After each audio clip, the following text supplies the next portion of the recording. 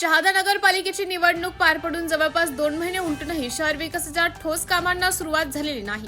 निवडून आलेले लोकप्रतिनिधी अजूनही निवडणुकीच्या राजकीय वैमनस्यातून बाहेर पडलेले दिसत नसल्याने शहराच्या विकासासाठी शासनाकडून आलेला कोट्यवधी रुपयांचा निधी परत देण्याची शक्यता निर्माण झाली असल्याचं शिवसेना तालुका प्रमुख मनल्ले जयस्वाल यांनी पत्रकार परिषदेत सांगितलं। यावेळी शिवसेना कार्यालयात आयोजित पत्रकार परिषदेत जयस्वाल म्हणाले की 12 फेब्रुवारी 2026 रोजी शहादा नगरपालिकेची पहिली सर्वसाधारण सभा पार पडली आहे।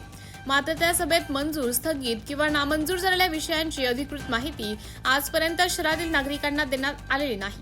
त्यामुळे नगरपालिकेतील कारभाराबाबत संशयाचं वातावरण निर्माण झाल्याचा आरोप त्यांनी केला। शिवसेनेला मिळालेल्या माहितीनुसार नगरपालिकेतील लोकप्रतिनिधींमध्ये असलेली आपली राजकीय वैमनस्यामुळे राज्य शासनाच्या अल्पसंख्याक विकास विभागाकडून जैन व मुस्लिम समाजाच्या विकासासाठी आलेल्या तब्बल 4 कोटी 37 लाख रुपयांचा निधी खर्च न होता परत देण्याची भीती आहे। याशिवाय खासदार ॲडव्होकेट गोपाल पाडवी यांनी सुचवलेल्या भौतिक सुविधा पुरवण्यासाठी आलेला सुमारे 10 लाख रुपयांचा निधी देखील परत देण्याची शक्यता व्यक्त होत आहे। MTV न्यूज साठी तालुका प्रतिनिधी संतोष आखडमल, शहादा। शहादा नगरपालिकेच्या जे निवडून आलेले लोकप्रतिनिधींकडून अपेक्षा होती तात्काळ ते विकास कामांना सुरुवात करतील, शहराच्या ज्या मूलभूत समस्या आहेत त्या तात्काळ सोडवण्यासाठी ते प्रयत्न करतील। पण दुर्दैवाने आज 2.5 महिने झाले, निवडणूक झाल्यानंतरही विकास कामे तर सुरू झालेली नाही। जे मूलभूत समस्या आहेत ते सोडवले जात नाही।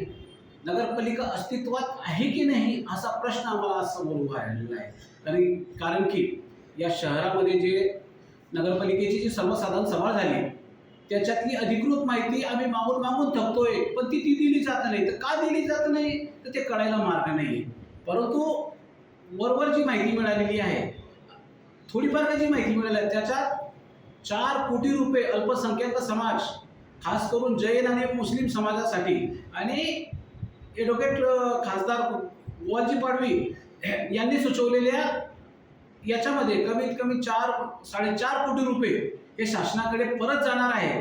ही अत्यंत दुर्दैवीची बाब आहे का शहराच्या विकासासाठी आलेला पैसा तो अखर्चित पडत असेल, तो पैसा खर्च केला जाणार नसेल आणि तो परत शासनाकडे जाणार असेल तर हे शहरासाठी चांगलं नाही। हे आज एक उदाहरण झालं। असे अनेक प्रकारे पैसे जर परत गेले तर शहराचा विकास कसा होईल, सामान्य जनतेचे प्रश्न कसे सुटतील, शहरामध्ये अनेक समस्या आहेत ते कसं सुटतील। आज आरोग्याचा प्रश्न निर्माण झालेला, रस्त्यांचा प्रश्न, गटारीचा प्रश्न आहे, या सर्व प्रश्न आजपासून उभे आहेत, ते कसं सोडवणार आहात ना मग।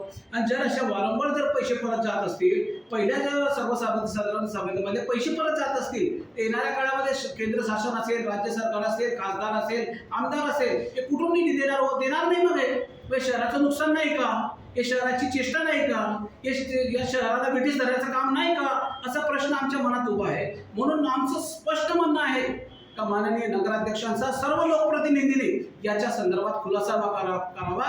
आम्ही जी आरोप करतोय का 4.5 कोटी रुपये परत जात आहे ते खरं आहे का खोटं आहे, याच्यात वस्तुस्थिती काय आहे, सत्यता काय आहे हे जनतेला कळू द्या। आणि जर शासनाचा पैसा परत जात असेल तर निश्चितच शिवसेना शांत बसणार नाही, निश्चित आंदोलन करेल आणि जनतेसोबत राहून जनतेच्या प्रश्नासाठी निर्भीडपणे लढेल, एवढंच सांगू इच्छितो।